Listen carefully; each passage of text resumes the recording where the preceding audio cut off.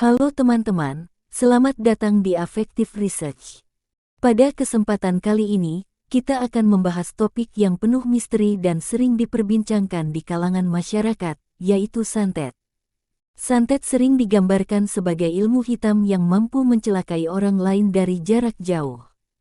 Tapi, apakah ini benar-benar ada, atau hanya sekadar mitos? Mari kita bahas dengan pendekatan ilmiah. Apa itu santet?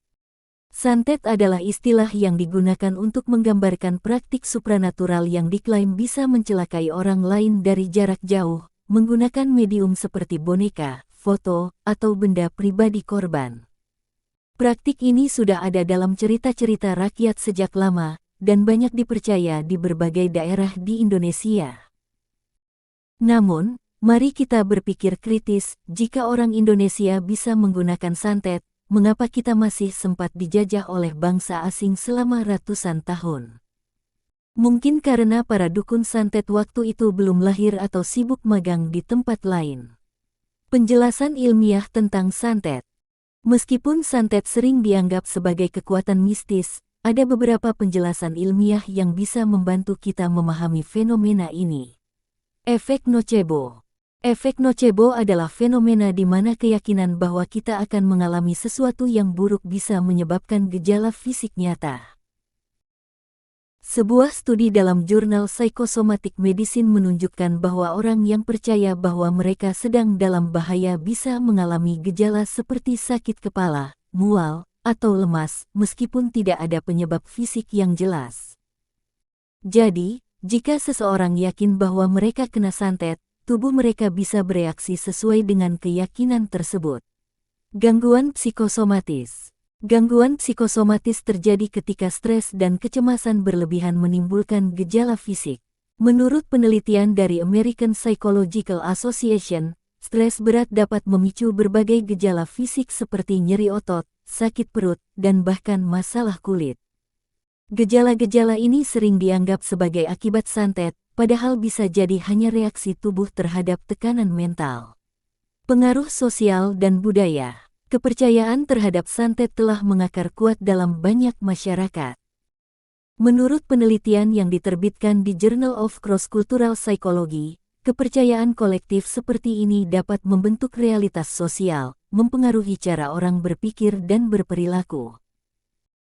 Cerita-cerita tentang santet yang diwariskan dari generasi ke generasi bisa membuat kita meyakini bahwa fenomena ini nyata, meskipun tidak ada bukti ilmiah yang mendukung. Konfirmasi bias. Konfirmasi bias adalah kecenderungan untuk mencari dan menginterpretasikan informasi yang mendukung keyakinan kita. Sebuah artikel di Psychological Review menjelaskan bahwa orang cenderung memperhatikan informasi yang sejalan dengan keyakinan mereka dan mengabaikan fakta yang bertentangan. Jadi, jika kita sudah percaya bahwa kita kena santet, kita akan mengaitkan segala hal buruk yang terjadi dengan hal itu, meskipun ada penjelasan yang lebih rasional. Hipnosis dan sugesti. Beberapa fenomena yang dikaitkan dengan santet bisa dijelaskan melalui kekuatan hipnosis dan sugesti.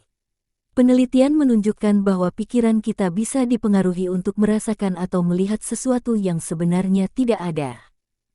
Ini membuat kita bertanya-tanya, apakah santet adalah kekuatan supranatural, atau sekadar permainan pikiran? Studi ilmiah tentang santet. Sampai saat ini, belum ada bukti ilmiah yang mendukung keberadaan santet seperti yang sering digambarkan dalam cerita rakyat. Namun, beberapa studi telah mencoba menjelaskan fenomena ini dari perspektif psikologis dan sosiologis. Penelitian yang dilakukan di Universitas Gadjah Mada menemukan bahwa kepercayaan terhadap santet dapat meningkatkan tingkat stres dan kecemasan seseorang.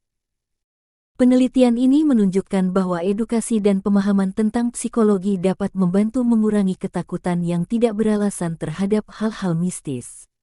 Cara menghadapi ketakutan akan santet. Jika Anda merasa takut atau khawatir tentang santet, berikut beberapa langkah yang bisa diambil. 1.